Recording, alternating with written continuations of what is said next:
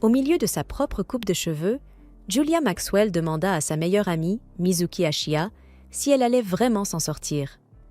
Mizuki continua de couper, ayant déjà entendu les inquiétudes de Julia des dizaines de fois. Elle avait rempli tous les papiers nécessaires pour être transférée dans l'école de son choix, mais la partie la plus difficile avait été de convaincre ses parents de la laisser partir. Julia était particulièrement inquiète parce que Mizuki partait seule au Japon pour intégrer un lycée japonais, tout ça à cause d'un garçon. Il devait être soit incroyablement chanceux, soit incroyablement malchanceux pour qu'elle tienne à lui à ce point. Mizuki courait à toute vitesse, s'excusant en passant devant les gens qu'elle bousculait. Être en retard le premier jour dans une nouvelle école n'était clairement pas une bonne chose. En franchissant le portail du lycée privé d'Osaka, puis en entrant dans le bâtiment, elle ne cessait de répéter en boucle « Classe 1C, classe 1C, classe 1C », tout en cherchant sa salle. Elle heurta un garçon dans le couloir, et alors qu'il l'aidait à se relever, il lui dit qu'elle ressemblait à une fille. Elle eut un sursaut. Elle ne pouvait absolument pas se faire remarquer, alors elle laissa son sac derrière elle en prétextant qu'elle était pressée. Elle fit irruption dans la salle de la classe 1C et se présenta précipitamment comme l'élève transféré, s'excusant pour son retard dû à l'arrivée tardive de son vol. Le professeur lui dit que ce n'était pas grave, puis passa aux présentations. Ashiya-kun, transféré depuis l'Amérique. Les garçons trouvèrent ça incroyablement cool. C'est alors que le garçon de tout à l'heure posa son sac sur sa tête. Elle n'en crut pas ses yeux. C'était Izumi Sano, la raison même pour laquelle elle avait déménagé. Elle resta bouche bée, se contentant de le regarder entrer dans la classe. Pendant la pause, Mizuki observait ses camarades avec émerveillement. Même si elle s'y était préparée mentalement, fréquenter un lycée exclusivement masculin était une toute autre expérience. Elle se sentait incroyablement chanceuse d'être dans la même classe que le garçon qu'elle aimait. Alors que les amis de Sano essayaient de lui parler, elle les interrompit soudainement, lui avoua qu'elle l'aimait et lui demanda s'il voulait être son ami. Mizuki se demanda aussitôt si elle n'avait pas dit quelque chose de bizarre. Il lui répondit simplement « Désolée, mais ce n'est pas mon truc ». Elle tenta de dissiper le malentendu, mais il quitta la classe sans lui laisser le temps de s'expliquer. Mizuki, cependant, n'avait pas l'intention d'abandonner. Elle avait traversé tout un océan pour être là, se dit-elle en souriant. Les garçons, eux, la prirent clairement pour une originale. Au beau milieu de sa propre coupe de cheveux, Julia Maxwell demanda à sa meilleure amie, Mizuki Ashiya, si elle allait vraiment s'en sortir. Mizuki continua de couper, ayant déjà entendu les inquiétudes de Julia des dizaines de fois.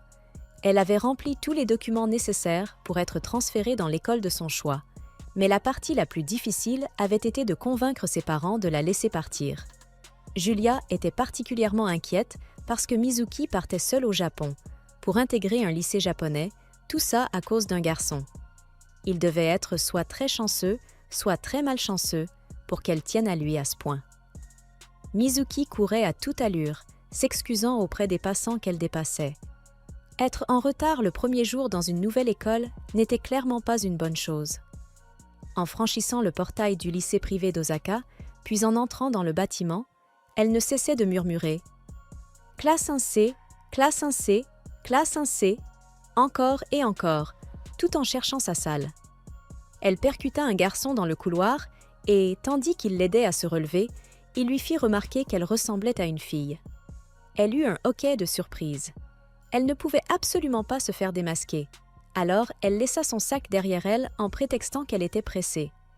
Elle fit irruption dans la salle de la classe 1C et se présenta à la hâte comme l'élève transféré, s'excusant pour son retard dû à l'arrivée tardive de son avion. Le professeur lui répondit que ce n'était pas grave et passa aux présentations. Ashiya-kun, transféré depuis l'Amérique. Les garçons trouvèrent ça incroyablement cool. C'est alors que le garçon de tout à l'heure posa son sac sur sa tête. Mizuki n'en crut pas ses yeux. C'était Izumi Sano, la raison même pour laquelle elle avait déménagé. Elle resta bouche bée, se contentant de le regarder entrer dans la classe. Pendant la pause, Mizuki observait ses camarades avec émerveillement. Même si elle s'y était préparée, fréquenter un lycée exclusivement masculin était une expérience totalement différente. Elle se sentait incroyablement chanceuse d'être dans la même classe que le garçon qu'elle aimait.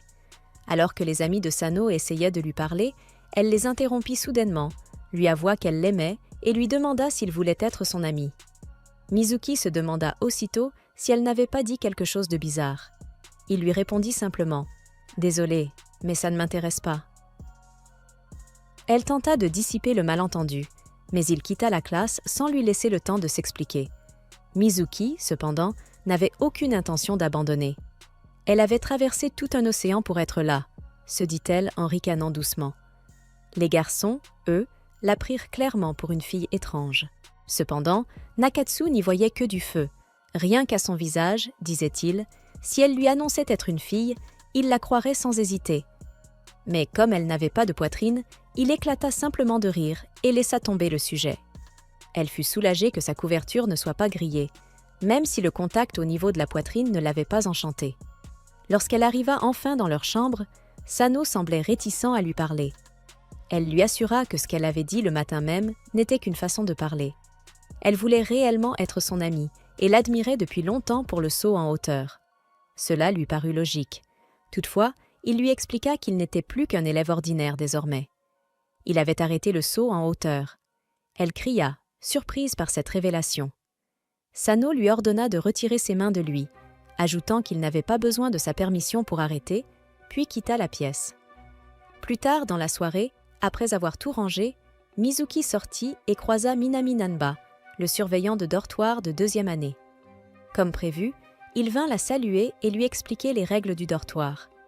Il la trouva adorable et supposa qu'on le lui disait souvent, ce qu'elle nia. En résumé, les bains dans les chambres étaient interdits après minuit, et le dîner se déroulait de 6h à 9h. Elle se fit ensuite bousculer par Seni Nakao, qui lui lança qu'il ne la laisserait pas lui voler sa place d'idole de l'école. Honnêtement, ce type avait l'air plutôt bizarre. Il s'enfuit ensuite en criant et en gémissant. Mizuki commençait à regretter sa décision d'être venue ici. Nanba lui demanda alors de laisser passer. De toute façon, il n'y avait pas grand-chose d'autre à faire. Nakatsu arriva à son tour pour la chercher. Il voulait l'inviter à dîner et la mit en garde contre Nanba, affirmant qu'une poupée comme elle pouvait tomber enceinte rien qu'en lui parlant. Oui, on voyait clairement où cet anime voulait en venir. Mizuki s'éloigna ensuite à l'extérieur, après avoir aperçu Sano. Elle l'observa de près. Il dormait profondément. Une balle de tennis tomba à côté d'elle. C'était Yujiro qui voulait jouer. Elle tenta de le faire taire et lança la balle plus loin pour pouvoir s'asseoir près de Sano. Elle lui tapota doucement la joue, murmurant qu'elle adorait vraiment le voir pratiquer le saut en hauteur. Elle le rattrapa avant qu'il ne tombe et se réveille, mais il bascula de nouveau, cette fois sur son épaule, la faisant rougir.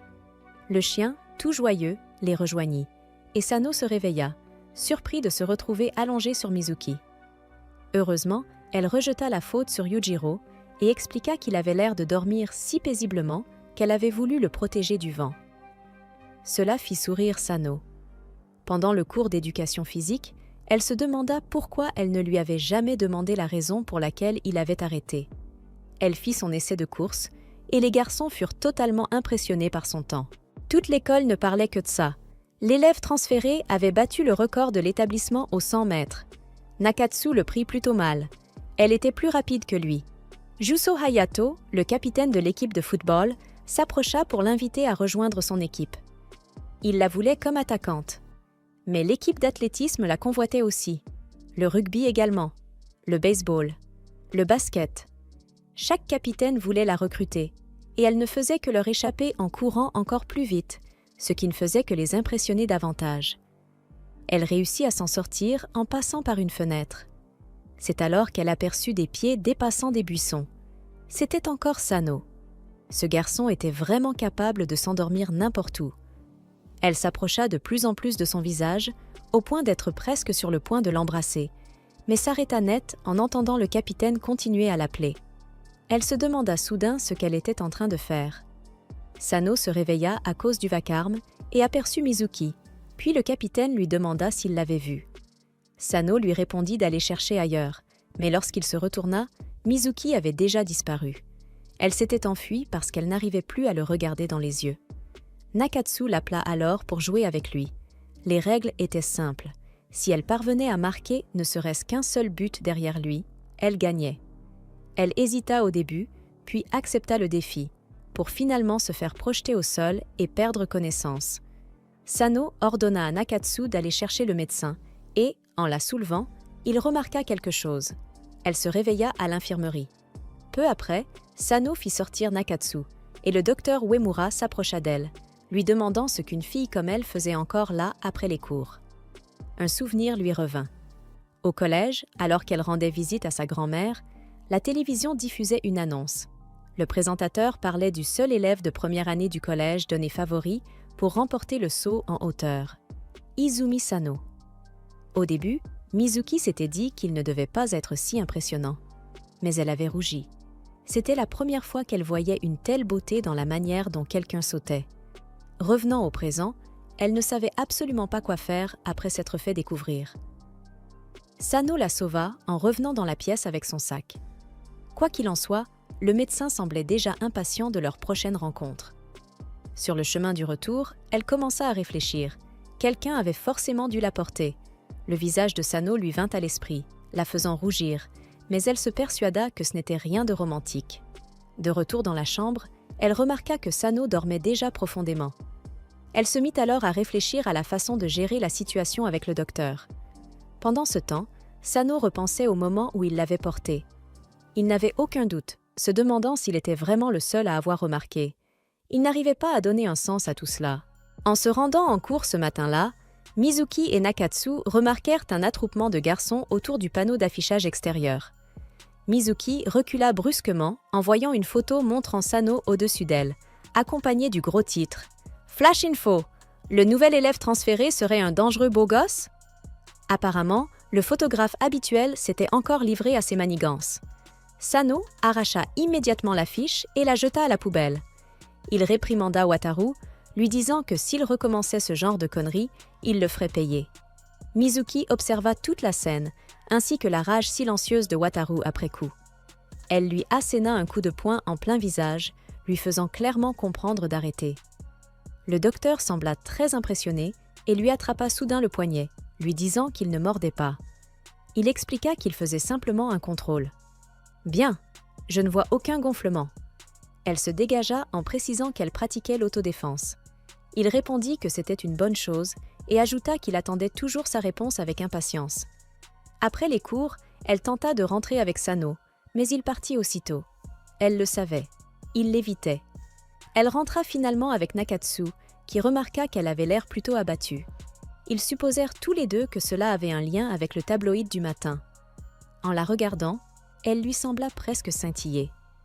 Il se demanda pourquoi son cœur battait si fort. Mizuki s'arrêta soudain en apercevant Sano en train de parler avec une fille. Elle tira aussitôt Nakatsu à l'écart. Plus tard, elle se mit à parler directement au chien qui haletait. Son plan était d'utiliser Yuzuru comme excuse. Elle prétendait simplement le promener, tout en espionnant discrètement Sano. La fille, Rika, suppliait Sano de recommencer le saut en hauteur. Elle savait qu'il en était encore passionné. Tout cela venait de l'accident. Il nia, mais elle connaissait la vérité. S'il ne l'avait pas protégée à l'époque, rien de tout cela ne lui serait arrivé. Mais il lui répondit que sa jambe était complètement guérie et que cela n'avait rien à voir avec sa décision. Arrêter le saut en hauteur était son propre choix. Soudain, Yuzuru se mit à aboyer et traîna Mizuki de façon embarrassante. Elle lança alors « Oh là là, Yuzuru insiste toujours pour prendre les chemins les plus bizarres pendant les promenades. Il est vraiment ingérable. Au revoir !» Peu après, elle afficha une expression un peu triste. Elle avait eu l'impression que ces deux-là formaient un couple. Elle ignorait totalement qu'il avait eu un accident. Elle se rendit compte qu'elle ne savait pas assez de choses. Elle voulait en apprendre davantage sur Sano. Et comme par hasard, il apparut juste au-dessus d'elle, marchant à ses côtés pour aller dîner. Nerveusement, elle lui demanda qui était la fille de tout à l'heure. Elle ajouta qu'elle la trouvait vraiment mignonne. Rika n'était qu'une connaissance du collège, expliqua Sano. Mizuki fut surprise de constater que, malgré le fait que Yuzuru n'aimait pas les garçons, il appréciait Sano. Mais cela avait du sens, puisqu'il l'avait trouvée en premier. C'était juste après que Sano avait emménagé au dortoir. Le refuge animalier tentait d'emmener un chiot. Deux hommes le traînaient de force, mais le petit s'arc-boutait, plantant ses pattes dans le sol pour résister. Avant même de s'en rendre compte, Sano avait Yuzuru dans les bras et suppliait le concierge de le laisser le garder.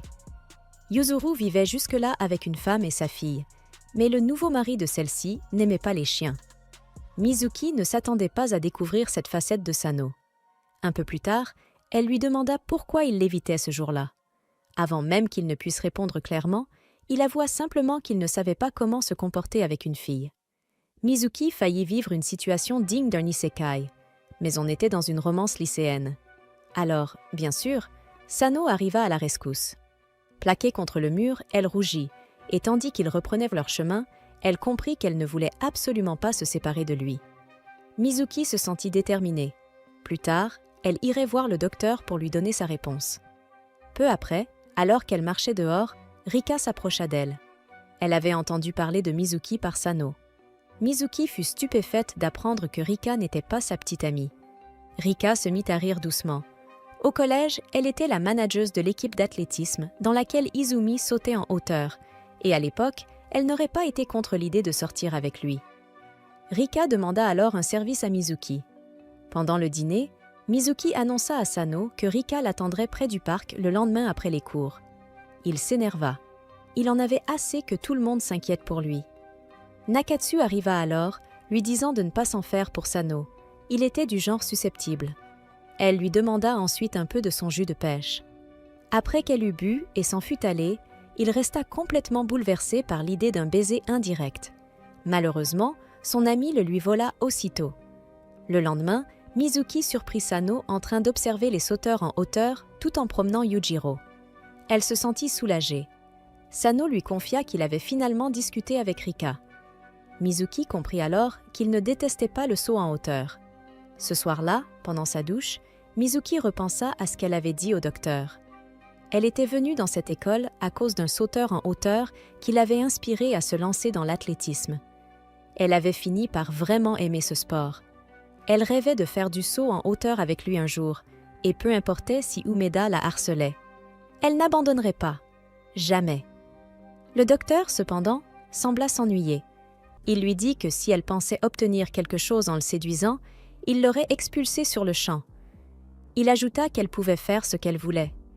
Soudain, elle le serra dans ses bras par derrière. Il resta indifférent, pensant que les femmes étaient vraiment pénibles. Elle lui demanda comment il avait deviné. Mais évidemment, on ne trompait pas un médecin. Et puis, il était gai. Sano entra soudainement alors qu'elle venait de terminer sa douche. Il lui demanda de lui rendre sa montre et se demanda pourquoi elle n'avait tout simplement pas fermé le rideau. Mais pour elle, ce n'était pas grave, puisqu'il n'a... Cette nuit-là, Nekatsu était cloué dans son lit, incapable de trouver le sommeil. En repensant au moment où Sano lui avait dit que Mizuki était sous la douche, il se demanda pourquoi le simple bruit d'un gars prenant une douche l'avait autant perturbé. Il essaya de chasser de son esprit les images de ce à quoi son corps pouvait ressembler. Il se jura qu'il aimait les femmes. Sano, Mizuki et Nekatsu arrivèrent tous les trois en retard en cours. Ils avaient l'air de n'avoir presque pas dormi et furent aussitôt surnommés « les trois frères aux cernes ». Ils n'arrivaient même pas à rester éveillés pendant les cours. Le professeur leur ordonna donc de passer à son bureau après la classe. Lorsqu'ils s'y rendirent, l'un des amis de Nekatsu ne sembla pas surpris de le voir là. Nekatsu paraissait inquiet. Mizuki se pencha vers lui, lui demandant doucement si quelque chose n'allait pas. Lorsqu'il baissa les yeux vers son joli visage, il s'enfuit soudainement, rouge de gêne. Pendant que les autres partaient déjeuner, Mizuki leur dit qu'elle allait acheter du pain. En réalité, elle souffrait du premier jour de ses règles. Ce jour-là, être une fille lui pesait plus que jamais. En sortant de l'infirmerie, elle repensa au fait que le docteur Uemura ait découvert qu'elle était une fille, ce qui l'avait finalement aidée. Malgré tout, cela la laissait quelque peu troublée. Elle entra alors en collision avec Rika, qui lui demanda de rester loin de Sano. Rika avait l'impression qu'elle le suivait partout. Avant même que Mizuki ne puisse s'expliquer, Rika lui lança sèchement. « Tu ne comprends rien. Le Sano qui a abandonné le saut en hauteur, celui qui n'arrivait plus à gagner, ce n'est pas lui. » Mais Mizuki lui répondit que c'était elle qui ne comprenait rien. Ce n'était pas parce que Sano ne sautait plus qu'il n'avait aucune valeur. Elle se moquait de ses titres prestigieux. Ce qu'elle aimait, c'était simplement le voir sauter. Furieuse à cause de ses paroles, Rika s'apprêta à frapper Mizuki. C'est à ce moment-là que Sano apparut et l'en empêcha. Rika affirma qu'elle faisait tout cela pour lui. Mais quand lui avait-il jamais demandé ça? S'il ne sautait plus, c'était parce qu'il perdait ses moyens sous la pression, et elle le savait très bien. Il lui ordonna de ne plus jamais revenir ici, puis partit en trombe avec Mizuki. Mizuki se dégagea aussitôt, le réprimandant pour la façon dont il avait parlé à Rika.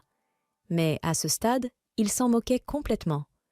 Sur le chemin de sa chambre, elle récupéra un colis qui l'attendait. Noah et Sakimi la virent avec la boîte et lui rappelèrent immédiatement qu'ils étaient ses amis. Ces deux-là voulaient simplement partager ce qu'il y avait à l'intérieur. Peu après, elle aperçut Nekatsu faisant les 100 pas devant sa porte. Il lui tourna le dos en lui disant qu'il voulait partager quelques douceurs que sa mère avait apportées. En voyant les yeux de Mizuki s'illuminer, Nekatsu la trouva terriblement mignonne. Une fois entrée dans sa chambre, elle ouvrit son colis, rempli de toutes sortes de snacks.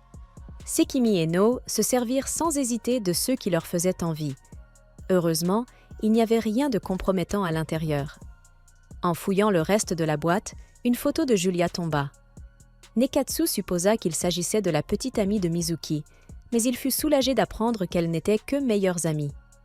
Il y avait autre chose, soigneusement emballée, avec une lettre attachée. En lisant la lettre, Mizuki ressentit un mauvais pressentiment. Mais avant qu'elle ne puisse arrêter les garçons, ils déchirèrent l'emballage, révélant une robe. Elle improvisa, affirmant qu'il s'agissait d'une blague stupide de son frère. C'est alors que Sano entra, posa son sac sur la table et ignora complètement Mizuki. Il repartit presque aussitôt pour aller promener Yujiro. Après un appel avec Julia, qui réussit à lui remonter le moral, Mizuki se promit de réparer les choses malines avec Sano. Dès son retour, elle tenta d'engager la conversation, mais il lui répondit à peine avant de l'ignorer de nouveau. Elle ne renonça pas pour autant. À la moindre occasion, elle continuait d'essayer de lui parler. 5 jours s'étaient écoulés depuis leur dispute. Elle avait tout tenté, mais rien ne fonctionnait. Peu à peu, elle commençait à perdre espoir. Lorsque Sano revint dans la chambre, elle tenta encore une fois de relancer la conversation, mais ne reçut que des réponses sèches. Mizuki expliqua que cela lui rappelait des jeunes mariés en pleine dispute. Sano, à bout, la plaqua contre le mur.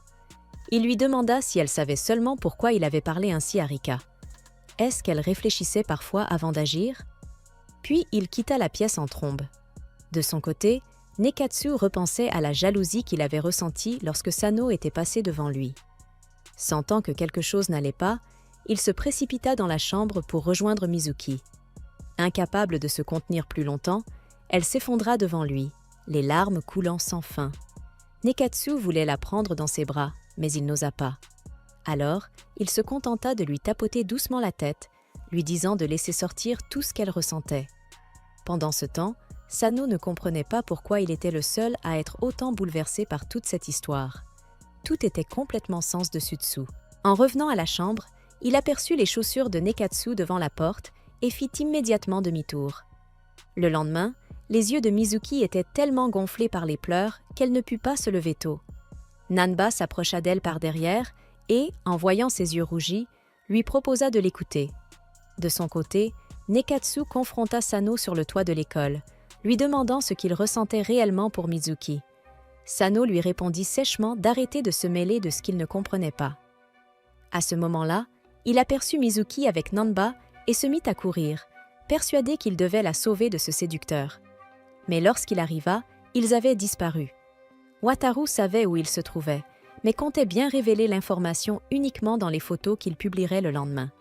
Sous la pression des menaces de Sano, il finit cependant par avouer qu'ils étaient partis dans la salle du conseil des élèves. En s'y rendant précipitamment, Sano se demanda pourquoi cette situation l'affectait autant. Lorsqu'il entra dans la salle du conseil, il découvrit Mizuki et Nanba en train de boire un café ensemble. Alors que Nanba quittait la pièce, il lança à Sano de cesser de harceler leur idole. Sano expliqua ensuite à Mizuki la véritable raison pour laquelle il avait arrêté le saut. Les qualifications de district étaient une compétition très particulière. Y obtenir un bon résultat permettait d'obtenir une recommandation pour une prestigieuse école d'athlétisme. Au collège, il pensait que c'était sa dernière chance. Mais une nuit, il avait sauvé Rika d'un accident. S'il avait réellement fait de son mieux, il aurait peut-être pu éviter cela. Cependant, il avait hésité un instant, et c'était précisément pour cette raison qu'il avait perdu ses moyens sous la pression. Depuis, son état d'esprit avait changé. Il voulait réessayer de sauter. Il refusait de vivre une seconde fois avec des regrets. Mizuki fut profondément touché qu'il se confie ainsi à elle et se mit à pleurer comme une enfant. Il la rapprocha de lui pour la réconforter, et Mizuki rougit intensément. Puis, elle lui demanda ce qui l'avait poussé à changer d'avis. Il répondit qu'il avait simplement décidé de prendre les choses au sérieux. Cette réponse l'amena à se demander s'il ne faisait pas déjà de son mieux auparavant. Au son de la cloche, il s'éloigna, la trouvant incroyablement naïve. Dans les vestiaires après l'entraînement, Sano aperçut une serviette et une bouteille d'eau accompagnée d'un mot disant « Bon travail ». Il savait déjà parfaitement de qui cela venait. En entrant dans sa chambre, il tendit à Mizuki une bouteille de jus et elle fut ravie de voir qu'il avait remarqué son petit geste. Puis, une pensée lui traversa l'esprit. Si laisser une serviette à un autre garçon paraissait étrange, est-ce que ce geste n'était pas plutôt féminin? De son côté, il ne savait absolument pas comment parler à une fille, et elle ignorait encore qu'il savait déjà qu'elle en était une. Alors, tous les deux décidèrent inconsciemment que tout allait bien ainsi. Avant même qu'ils ne sortent de la salle de bain, elle avait déjà fini de se changer. Elle s'était habituée à se changer rapidement et était prête à partir. Mais il l'arrêta, remettant en place ses cheveux en bataille comme si elle était une petite enfant. À la cafétéria, il décida de commander la même chose qu'elle. Malgré tout ce qui s'était passé, Sano avait finalement réintégré l'équipe d'athlétisme. Le rêve de Mizuki, celui de le voir dans toute sa splendeur héroïque, était sur le point de devenir réalité. Il s'avéra que tout le monde mangeait des udon au kitsune, exactement comme eux. En entendant certains garçons s'exciter à propos du prochain match de softball, Mizuki demanda pourquoi les garçons s'enthousiasmaient toujours autant pour le sport. No cria que c'était parce qu'il y aurait des filles dans le public. Elle ne comprenait toujours pas. Il expliqua alors qu'ils étaient dans une école réservée aux garçons et qu'ils avaient très peu d'occasions de rencontrer des filles. Ainsi, affronter une école mixte représentait une chance de faire des rencontres.